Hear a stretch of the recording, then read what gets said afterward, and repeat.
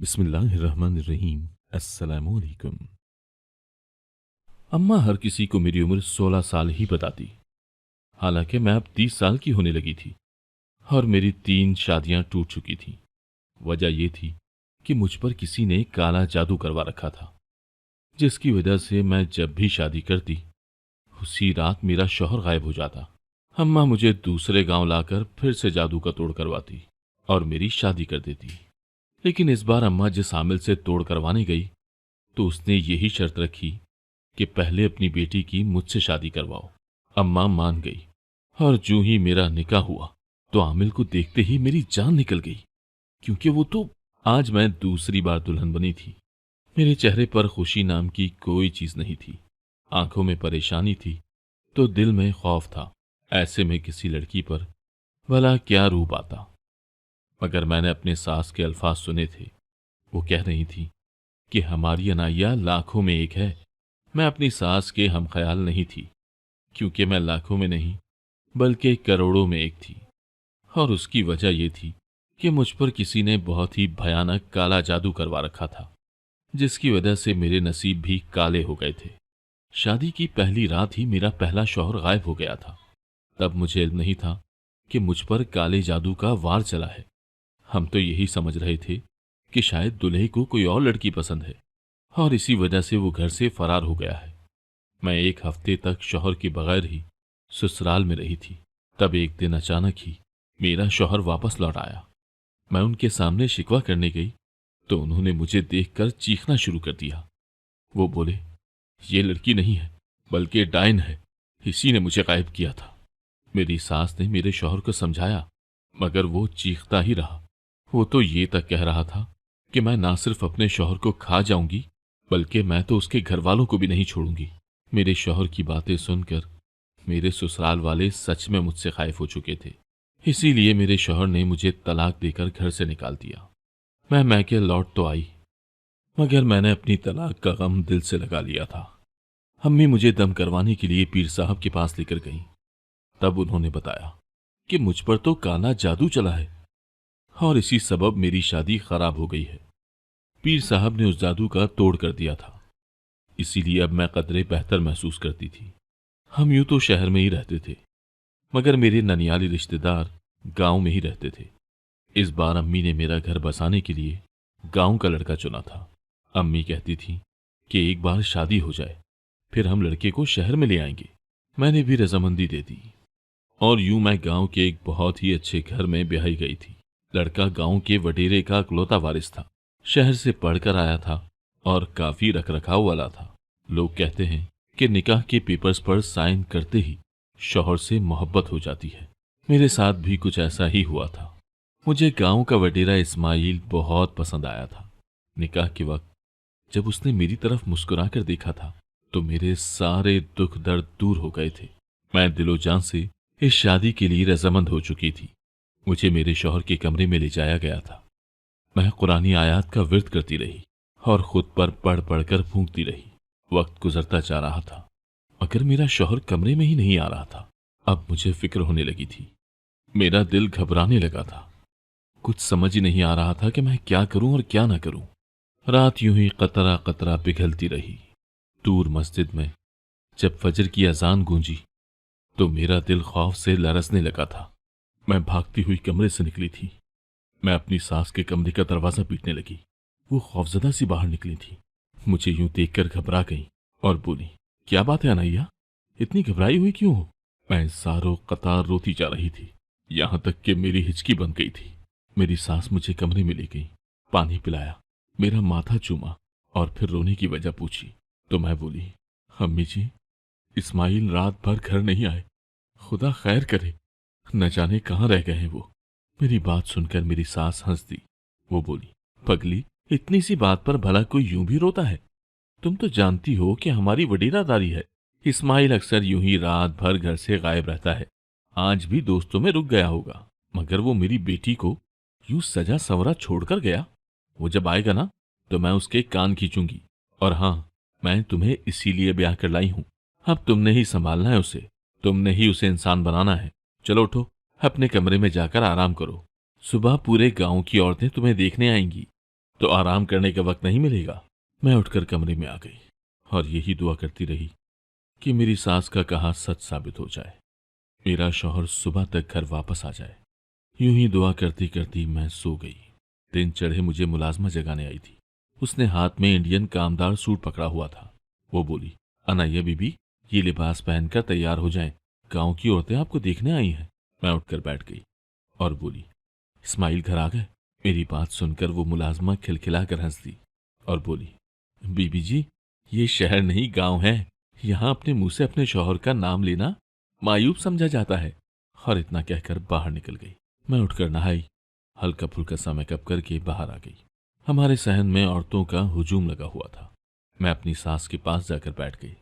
एक एक औरत मेरे पास आती और मुझे देखकर दुआएं देकर बाहर चली जाती। जब रश छट गया तो मैंने अपनी सास से अपने शौहर के मुतालिक पूछा। मुझे वो कुछ परेशान सी नजर आई। वो बोली, तुम फिक्र न करो, मैं किसी को भेजकर इस्माइल का पता करवाती हूँ। दिन से शाम हुई और फिर शाम से रात का अंधेरा छा गया, मगर मेरा शौहर घर वापस ना आया। कोई नहीं जानता था कि वो कहाँ चला गया है। सब दोस्तों ने यही बताया कि वो तो बहुत जल्दी घर चला गया था। मैं आंसू बहाती रही और यूं ही 3 दिन गुजर गए, लेकिन मेरे शौहर की कोई खबर नहीं आई। काम वाली औरतों ने ये कहना शुरू कर दिया था कि वडेरी की बीवी मनहूस है। उसी की नहूसत की वजह से गांव का सुकून बर्बाद हो गया है। हर तरफ गहमा गहमी थी। मेरी सास भी अब मुझसे बात नहीं करती थी। अजीब ही माहौल था। मेरी नानी अक्सर आकर मेरा हाल अहवाल मालूम कर लिया करती थी। वो भी सूरत हाल से बहुत परेशान थी। आखिर यूं ही हफ्ता गुजर गया। ठीक 7 दिन बाद जुमेरात की शब मेरा शौहर घर लौट आया था। वो इतना कमजोर और निढाल था कि पहचाना भी नहीं जा रहा था कि ये वही इस्माइल है जिससे मेरी शादी हुई थी। मेरा शौहर मुझे देखकर चीखने चिल्लाने लगा था। वो बोला, ये लड़की चुड़ैल है। मैं अपने नसीबों पर हंसती थी।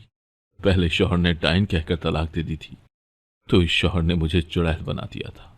उसने अपनी वालदा को बताया कि मुझे इसी लड़की ने अगवा करवाया था। ये एक गलीज चुड़ैल है, मैं इसके साथ नहीं रह सकता। इतना कहकर मुझे इस्माइल ने तलाक दे दी थी।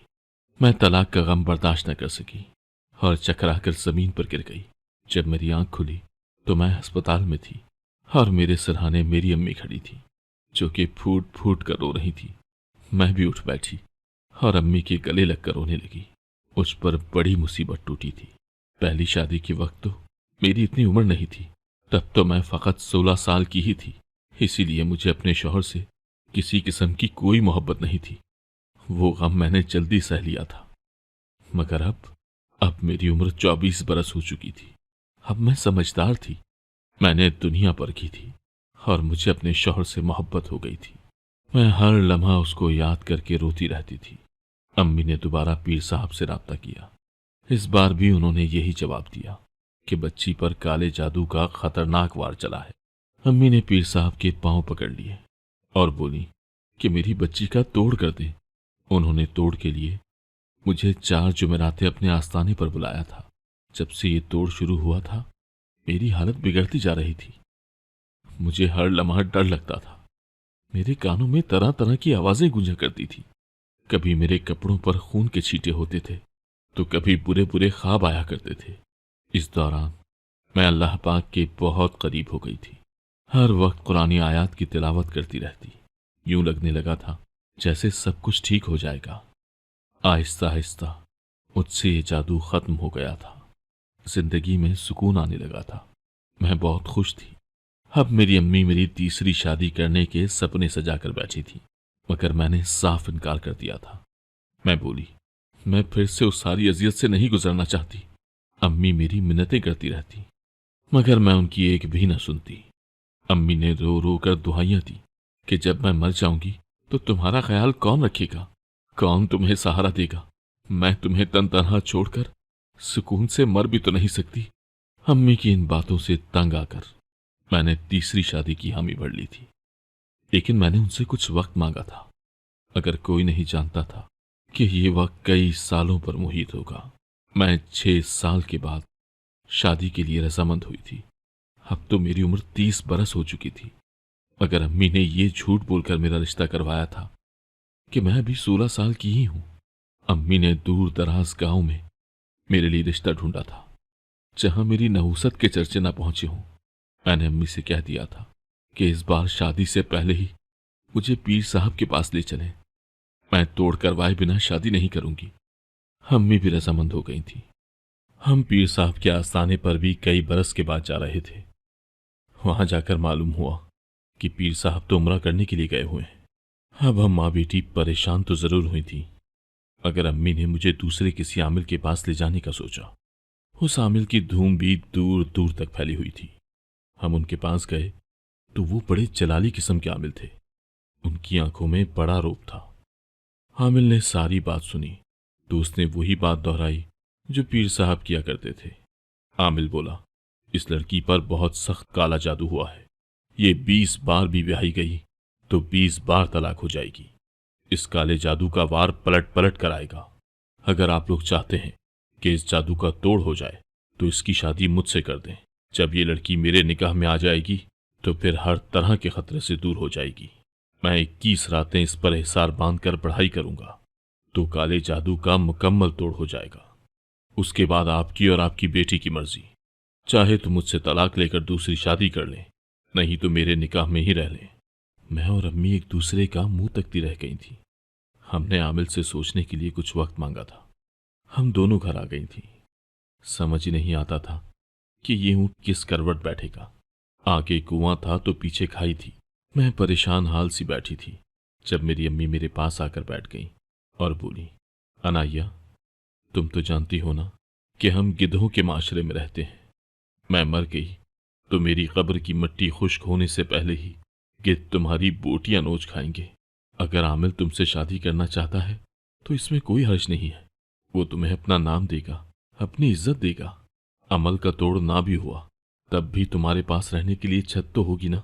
अक्लमंदी इसी में है कि तुम इस बार भी मेरी बात मान लो। मैं चुपचाप आंसू बहाती रही। मैं तन्हा औरत कर भी क्या सकती थी, इसीलिए मैंने अम्मी की बात फिर से मान ली थी। अगली सुबह अम्मी आमिल को कह कर आई थी कि मेरी बेटी आपसे शादी करने के लिए रजामंद है।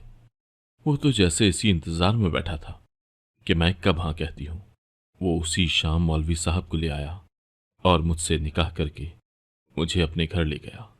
आमिल का घर बहुत बड़ा और प्यारा था।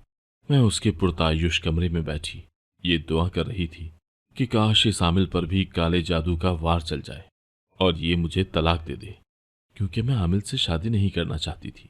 उसकी शख्सियत मुझे बड़ी अजीब सी लगी थी। खैर, मैं इन्हीं सोचों में गुम बैठी थी जब मेरे सामने इस्माइल आ गया। मैं उसको देखकर उठ बैठी थी। इन 6 सालों में वो बिल्कुल भी नहीं बदला था। मेरी आंखों से आंसू बहने लगे। मैं बोली, इस्माइल, तुम यहां कैसे? तभी उसने एक जानदार कह कहा मारा और उसकी शक्ल बदलती बदलती हामिल में बदल गई थी। मुझे तो अपनी आंखों पर यकीन ही नहीं आ रहा था। मुझे लगा मैं दीवानी हो चुकी हूं। मैं शशदर खड़ी थी जब आमिल बोला, परेशान क्यों होती हो?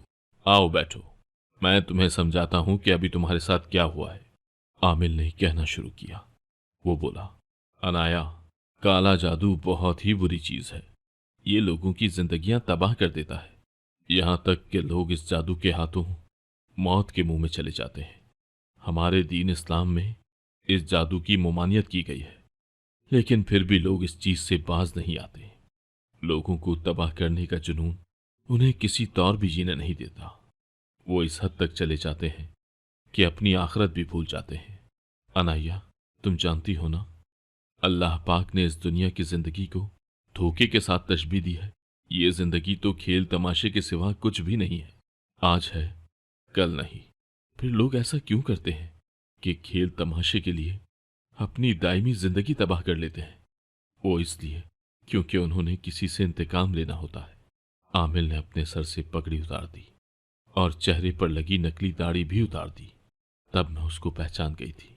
ये आमिल तो मेरे कॉलेज का चौकीदार था। मैं एक लम्हे की ताखीर किए बिना ही उसको पहचान गई थी। मैंने नफरत से मुंह फेर लिया तो वो बोला, ना ना नाया, अब मुंह ना फेरना। पहले भी एक बार तुमने मुझसे मुंह फेरा था, तो देखो ना, आज तक उसकी सजा भुगत रही हो। मैं चौकीदार का बेटा था नाया, तो मैंने भी तो चौकीदार ही बनना था ना। मैं बिजनेसमैन तो बनने से रहा। बाप बीमार हो गया तो उसकी जगह मैं कॉलेज आने लगा। मुझे तुम अच्छी लगी थी। मेरा दिल चाहा कि तुम्हें अपनी इज्जत बना लूं। मैंने तुम्हारे बारे में छानबीन करवाई तो पता चला कि तुम भी गरीब घराने से हो। बाप मरा हुआ है, माँ ने सिलाइयां कर कर के तुमको पाला था, तो फिर इन हालात में मेरा रिश्ता तुम्हारे लिए मुनासिब था। मगर तुम तो न जाने किस जोम में थी। मैंने तुम्हें प्रपोज कर दिया तो तुमने पूरे कॉलेज के सामने मुझे थप्पड़ दे मारा। बात यहीं तक रहती तब भी ठीक था, मगर अनाया, तुमने तो मेरी जिंदगी ही तबाह कर दी। तुमने मेरी शिकायत प्रिंसिपल को लगा दी। उसने मुझे और मेरे बाप को मुलाजमत से निकाल दिया। तुम जानती हो ना, हमारा वाहिद सहारा वो जॉब ही थी, वो भी चली गई। अब्बू को हर रोज 500 का टीका लगा करता था। हमारे पास पैसे खत्म हो गए, लोगों ने उधार देना छोड़ दिया। भीख मांगने की ही कसर रह गई थी बस। इन्हीं हालात में अब्बू चल बसे। इस कठिन वक्त में मेरी माँ ने मेरा सहारा बनना था, मगर उसने मेरे मुंह पर थप्पड़ दे मारा और बोली, तेरी इन हरकतों की वजह से तेरा बाप चल बसा। अगर तू अच्छा इंसान होता तो क्यों जाती उसकी नौकरी।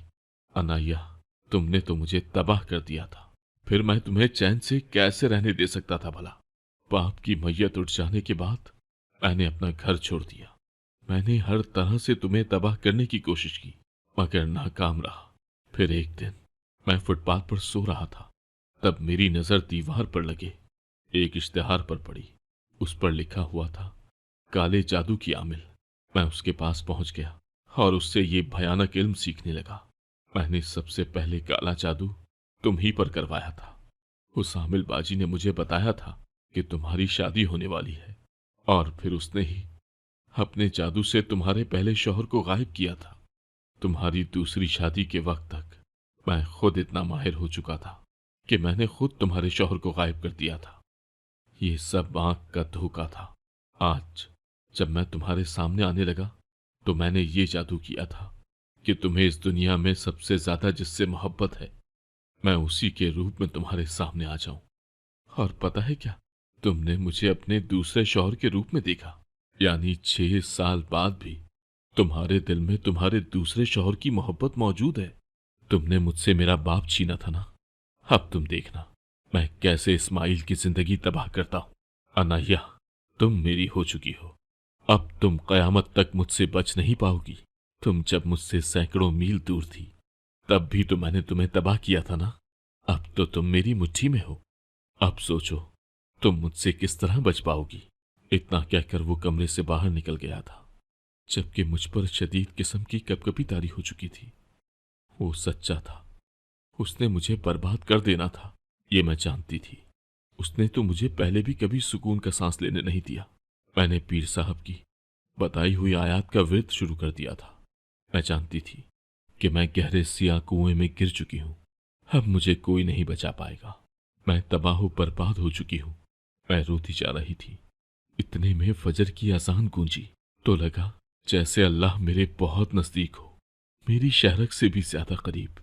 मैंने जल्दी से वजू किया और नमाज पढ़ने लगी। आज मैं दुआ में हाथ उठाकर रोती चली गई। अल्फाज मुंह से निकलते ही न थे। मुझे ऐसा लग रहा था जैसे अल्लाह मुझे तसल्ली दे रहा हो।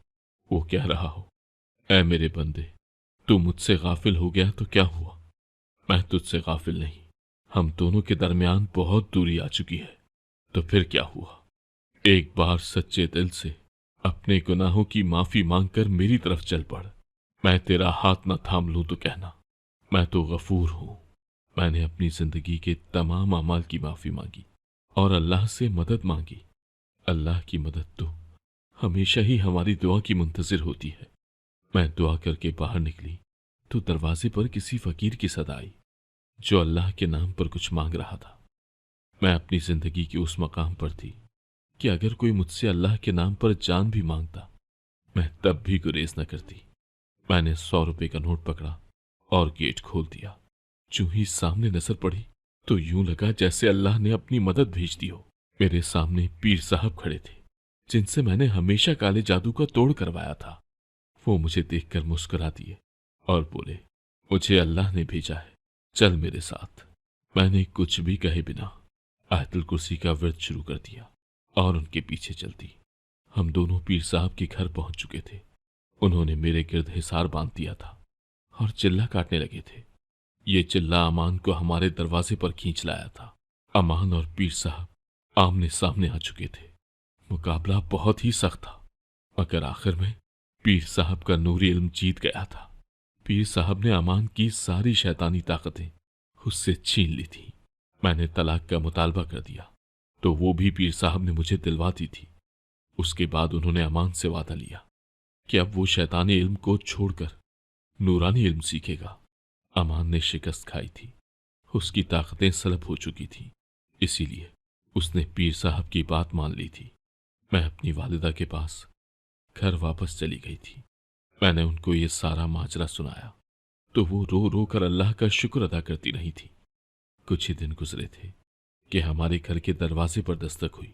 मैंने दरवाजा खोला तो सामने इस्माइल और उसकी वालदा खड़ी थी।